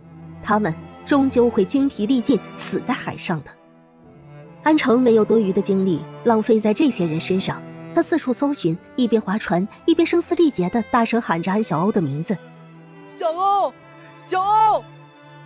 安城没喊几声就会停下来等一等，听一听。他的耳朵很好，可茫茫大海只有海风和海浪的声音，没有安小欧的回应和呼救。安城奋力地划着船，他是不会放弃的。安小欧眼睁睁地看着船离他越来越远，越来越远。他动了动嘴唇，喉咙还是痛得厉害，根本发不出任何一点声音。他挥动着手，眼神慢慢地暗淡下去。他的身体有了某种变化，使得他在海水里也不会窒息，但时间太长了，他感觉很冷。可惜他不能说话了，不然他就能回应小叔叔的呼唤。也不知道哥哥是否还活着，不过小叔叔活着的，这就已经很好了。安小欧放任自己沉下海水里，死亡，他坦然地接受这个结果。海面的光越来越远，视线可及的地方越来越少。安小欧闭上了眼睛，他什么都感知不到了，似乎过去了很久，又似乎没有。胸间有灼热痛，他想他这回应该拼命向上游，游出水面去。身体有求生的本能，但他自我放弃了，只是挥舞了2下手。腰间突然被顶，安小欧睁开了眼睛，他惊愕地张口，一连串泡泡从他嘴里冒出来，他胸间的灼痛瞬间消失了很多。鲲！安小欧惊诧地看着他身下的一片阴影，是那一头大鲲。看见他还活着，安小欧心里有一点喜悦，真好啊。你怎么不讲话了？我刚才叫你好几次了，你到底是什么呀？为什么你和他们一样，你却能说我们鱼族的话语呢？你为什么要让自己沉入海底呀？安小欧张了张嘴，他喉咙痛极了，再也发不出声波。他听得懂大鲲的话，但却说不出话来回应他。对他，安小欧心中有着亏欠，摸了摸大鲲的唇部，无声的道歉，对不起。大鲲往后缩了缩，化作了一个和安小欧差不多大男孩的模样。他伸手拉住了安小欧，我带你去一个地方，给你一个好吃的，你吃了肯定就会好的。安小欧心中充满愧疚，他挣扎了一下，很想说他不配，但大鲲紧紧地握住他的手，少年清润的声音传入安小欧的耳朵：你不是坏人，你很纯净，不要怕，你是海认可的人，你也是鱼族的一员，我带你去，我们相互照顾。安小欧心中有许多蜂涌出来的情绪，他没有再反抗。寒冷不知道什么时候从他身体退却了，他不冷了，身体也变得暖洋洋的。他不用浮出海面，也不觉得窒息。他张开口，有许多气泡冒出来，气泡出来之后，他就不闷了。安小欧不知道大鲲要带他去哪里，他觉得这样也好，就当人类安小欧已经死了吧。他现在是鱼族安小欧。2月初9，海面风平浪静。苏小璐站在甲板，看着船员从海里捞出一些残破的船体，内心毫无波澜。狼狈不堪的王江瘫坐在甲板上，神色含满恐惧。不可能，不可能全都没了，他们肯定还活着。这些天的折磨让他心神早已崩溃，他以为李宇来了会救他，但李宇来了根本不说救，而是不插手。正月底，本该回来的船一艘都没有回来，他以为自己死定了，绞尽脑汁为自己辩解，最后才换来这次出海的机会。一路上他都在祈祷，一定是他们打到了宝物，才会久久不归。但前几天遇见的传说，大鲲袭击过很大的船队，所有的船都沉了，无人生还。海面浮着的残破船体，似乎在证实曾经发生过的事情。为什么会这样？我为什么会这么倒霉？不应该，我是幸运的呀。李宇不保他，他没有活路了。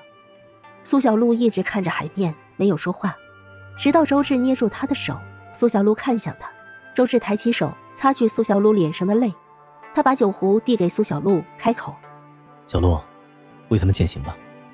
好，谢谢四哥。苏小璐提着酒壶，心中悲痛，他从没想过命运会这么捉弄人。他以为安烈已经没了，却又得知他还在。他以为他能好好的回来，却还是错过了。渔船全没了，安烈一家人也没了。他那个时候在想什么呢？会不会再怨愤他这个师傅呀？酒壶里的酒水没了，苏小璐放下酒壶，转身看着瑟瑟发抖的王江。都这个时候了，你还会怕死吗？王江身子一斜，连忙垂下眼眸，不敢多看苏小璐。他疯狂地磕头求饶：求苏姑娘命，求苏姑娘饶我一命。我徒儿也曾这般求过你吧？安烈这样求过他吗？当然求过。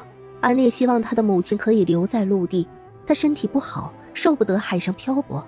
可他怎么做的？他说想得美。王江脸色都白了，他明白他把自己的后路堵死了。我是离少主的人，打狗还要看主人。苏姑娘行走江湖，离家在江湖一定有一定威望。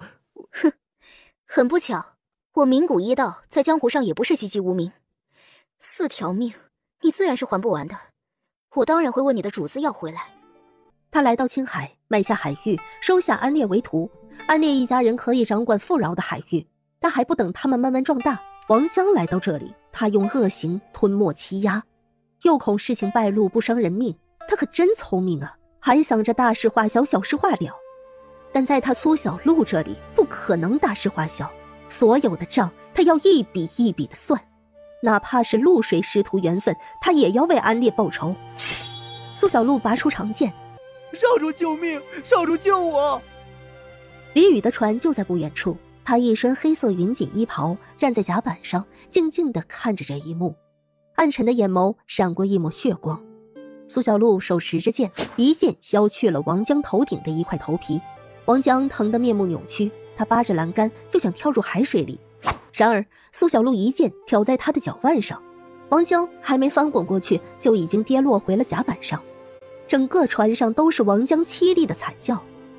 他缓和了一口气，还是朝着李宇的方向爬。少主救命！少主救我！王江危在旦夕，他的心跟明镜一样，只有李宇才有可能救他。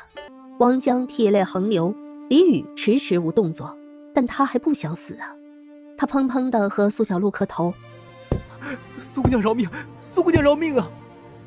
苏小璐眼眸猩红，他提着剑挑断了王江的手筋脚筋，自己去放了一条小船，把王江踢了下去。王江长长的松了口气，只要还有一口气，一切就都还有希望。然而下一秒，苏小璐将一包东西砸在他身上，药粉包破了，粉末洒了他一脸都是。他歪头的快，但还是闻到了一些，还有些吃进了嘴巴。他睁大眼睛，惊恐地看着苏小璐，他不知道苏小璐给他吃的什么。李宇也看见了，他还会救他吗？答案呼之欲出，不会了，李宇会放弃他了。这是疫病毒，药石无医，1尺内传染，你死病则消。半个月，这半个月内，你会一点一点看着自己腐烂，直至死亡。王江心如死灰，他不想饱受折磨而死。如果你有骨气，你可以咬舌自尽。苏小璐嘴角勾起一抹讽刺的弧度，王江有这个勇气吗？王江眼神顿时充满了阴毒，他死死地盯着苏小璐，他不明白为什么一个姑娘会有这么歹毒的手段。苏小璐看了李宇一眼，他足尖一点，轻身飞了过去。李宇后退了几步。苏姑娘，此事不关我并没有下这种命令。要知道，每一个高位者下面都会有一些阳奉阴违的人。我知道苏姑娘心中的悲愤，但李宇何其无辜，我不想和你兵刃相见。苏小璐眼眸沉冷，没有说话，剑一扬就朝着李宇刺去。苏小璐剑上滴着血，看得李宇心头一紧。苏姑娘，如果我早一些知道此事，我一定不会允许这样的事发生的。事已至此，我无力说什么。王江已经交给姑娘处置，王江管理着我许多事务，牵一发动全身，我对姑娘已然问心无愧了。是吗？是。纵然他心里不是这样想的，这时候也只有硬着头皮说是。我不想与姑娘为敌，我想和姑娘做朋友。以前是，现在也是。李宇看着苏小璐，这句话是真的，但他还有更深的念想，他还希望做她的丈夫。那真是可惜了，我们是做不成朋友了。李宇，你说的很对，身为高位者，你听不了那么远。事情是王江做的，可王江是你的狗，谁让你这个主人不好好的约束他呢？你以为你轻飘飘的说了几句话，这件事就一笔勾销了吗？王江的命我要，你的腿我也要废。李宇眼眸大睁，他没想到苏小璐竟然要废了他的腿，他立即抬手下令阻挡。且他自己也是周身树立一道火墙，水火不相容，异能力和异能力的较量。他觉得这个时刻天地好似只有苏小璐和他，他能感受到铺天盖地的水汹涌而来。李宇全身都包裹在浓浓的大火里，水火相碰，发出了滋滋的声响。李宇感觉膝盖剧烈的疼痛，他再也站不稳地跪了下去。水退去，火消失，苏小璐眼眸平静，脸色有些许苍白。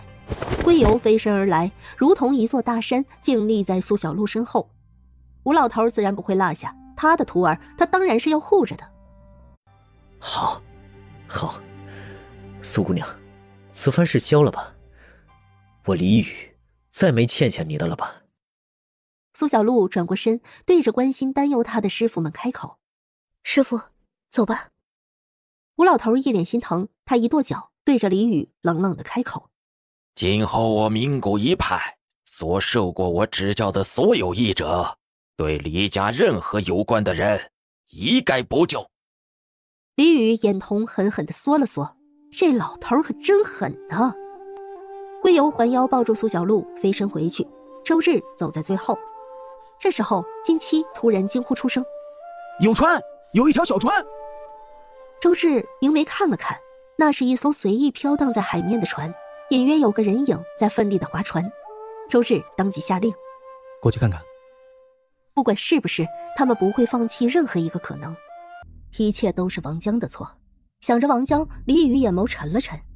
追上那小船，放一些吃腐肉的毒虫上去。少主，我们回家。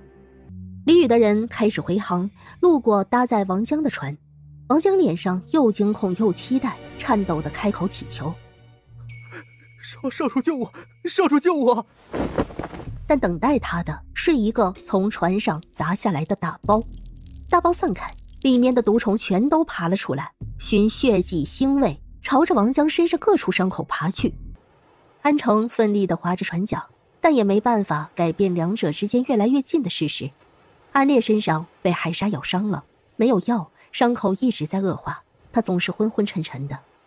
经历过几次风暴，小船破损了一些，没办法支撑他和安城回去，也没办法支撑他找到可以停靠的地方，只有静静的在海面任由漂流。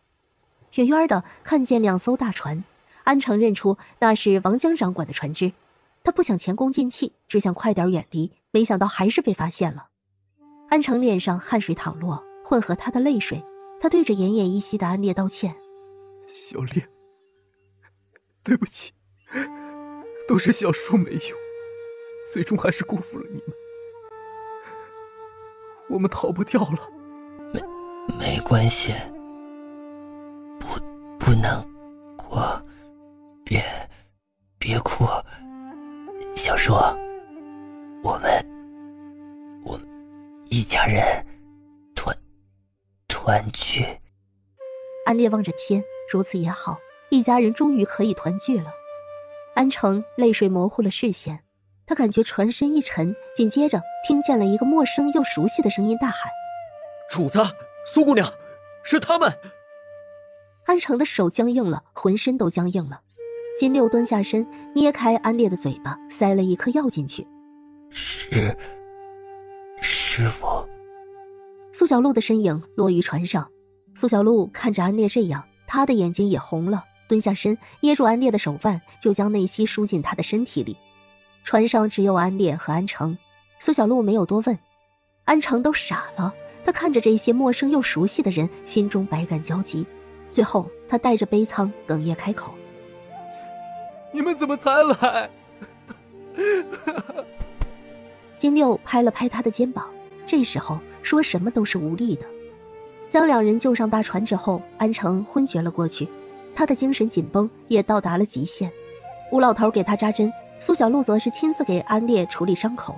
安烈的伤势很凶险，多处腐烂，苏小璐要把这些腐烂的坏肉用刀片清理干净，最后才能上药。上完药，他又给安烈吃了许多灵药。安烈昏睡着，苏小璐从房间出来，周志就在门外，他朝着苏小璐伸手牵着她：“小璐，吃点东西，他们交给四哥就好。”苏小璐也累极了，她安静乖巧，跟着周志去一起吃了饭。周志已经准备好了热水，他洗漱一番后，乖巧安静地回房睡下。他好久没有这么累过了。一睡下，他的意识就沉入了空间里。皮皮虾号好久没有看见苏小璐了，朝着他跑来，他很欢喜。他看着苏小璐是睡熟的，他也很安静地靠在苏小璐身边。皮皮虾号贴着苏小璐的头，一点小小的白光透入苏小璐的眉心。苏小璐皱着的眉头肉眼可见地舒缓了。苏小璐再次醒来的时候，感觉浑身都轻松舒坦了，动了动头，碰到了一个毛茸茸的东西，看了一眼是皮皮虾号。苏小璐坐起身来，皮皮虾号还没有醒来。苏小璐把他抱起来摸了摸，凑到皮皮虾号的耳朵边上。皮皮虾，谢谢你。皮皮虾号还在熟睡，只是动了动身子。苏小璐把皮皮虾号放在界面石上，皮皮虾号还在睡梦之中，都会伸舌头舔一口。他又捏了捏他的小爪爪，又捏了捏软软可爱的耳朵，然后才出了空间。天已经大亮，苏小璐出门先去看了安烈。安烈身体已经平稳，他醒来了。师父。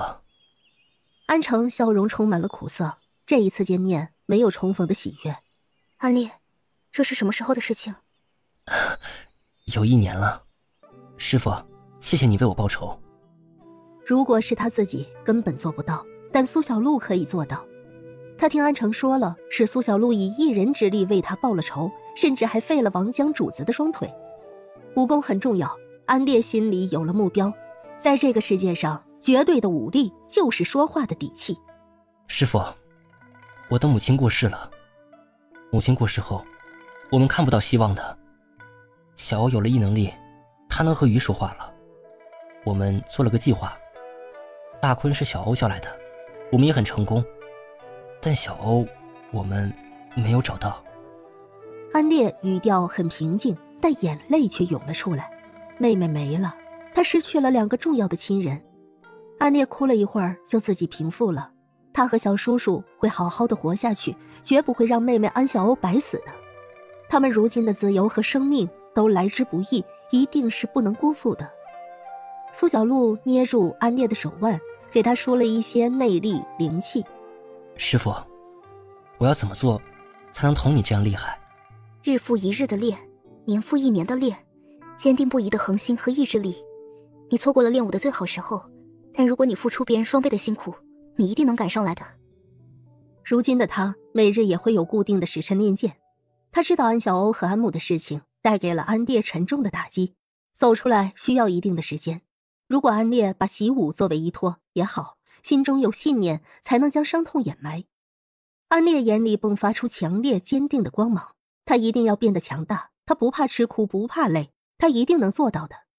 安烈和安城都在养伤，船只并没有回航，而是沿着无边的海域搜寻。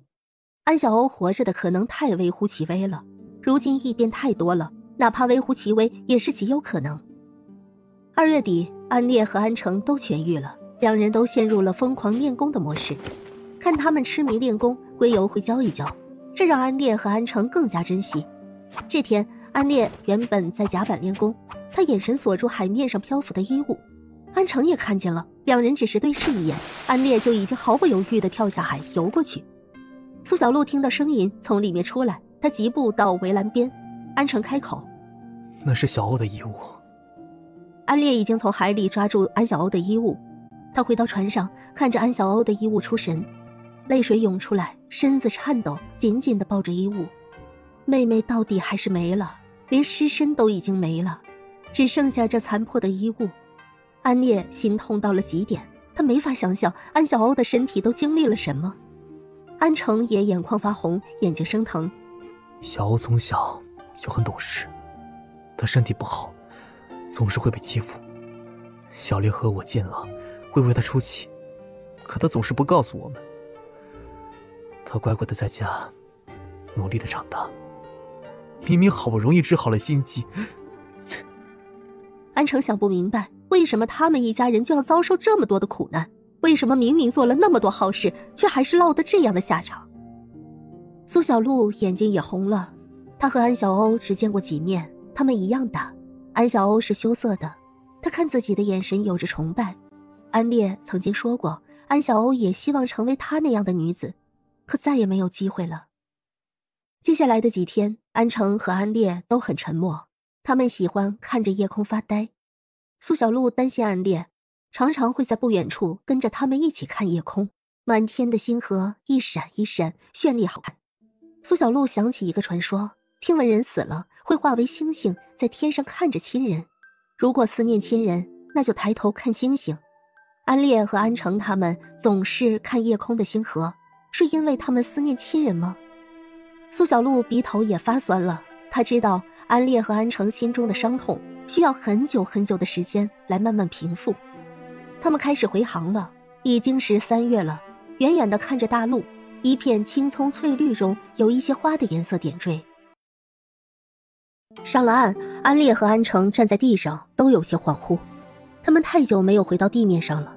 回到曾经的家中，两人谁也没有说话，他们都知道这里再也不是家了。家里没有母亲和妹妹等他们回家，对他们而言，这就是房子，而不是家。第2天的时候，安烈和安城提出了道别。师父，我和小叔想出去走一走，我们这辈子也没出过清县，如今无牵无挂，便想四处看一看。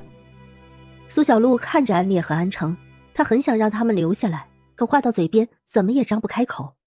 吴老头拿来一个盒子给安烈，带着，如果遇到什么麻烦，可以去找这些人帮忙。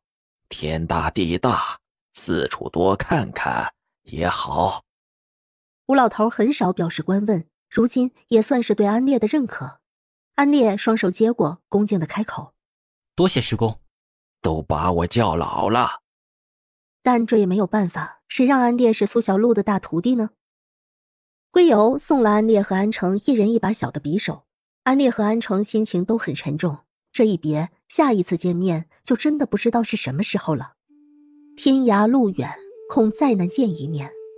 安烈和安城出了门，彻底的离开了他们生长的地方。对于这里，二人再也没有一丝留恋了。离家的人也从青海撤走，好似什么也没有发生过，没有人的生活发生改变，除了安烈和安城。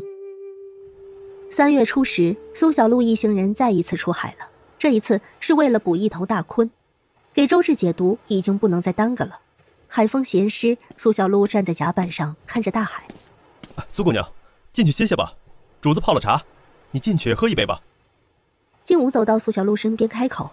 苏小璐在外面站了很久了，苏小璐点头，回身进船舱去。周芷静静地看着苏小璐，短短2月，苏小璐似乎有了翻天覆地的变化，青涩从她身上褪去了。接下来的每一年都会让她成长，越来越成熟，只是不知道她还能陪她多久。不管她愿不愿意接受，她和苏小璐也总会有告别这一天。苏小璐喝了茶水，对周芷笑了笑就出去了。接下来这阵子，他们会在海面上搜寻大鲲的踪迹，然后进行围剿。在海面的生活平静，苏小璐多数时候都在修炼。海面的灵气浑然天成，对修炼很有帮助。海水也是水，苏小璐的感知越来越强大。但不知为什么，都到4月了，出海这么久，大鲲的踪迹是一点都没有。难道是游去了更远的海域？那不是要到外潮去了？海鲲倒是遇见一些。他们准备的东西很多，所以决定再等一等。4月中旬，苏小璐感知到一头大鲲的存在了，他们的船朝着大鲲而去。随着距离越来越近，所有人都开始准备。粗大的绳子足足有人粗，这是用来绑鲲的。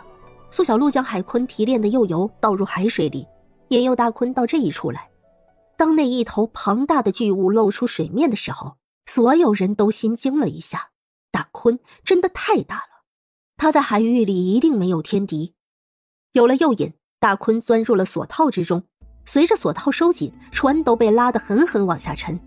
金六等人奋不顾身地跳下海里，手里的剑刺入大鲲的身体。大鲲发出了刺耳的声波，所有人都觉得耳朵嗡嗡作响，耳朵生疼，有温热的血流出来。就在大鲲挣扎力度越来越弱的时候，大鲲身上发出了蓝色光芒，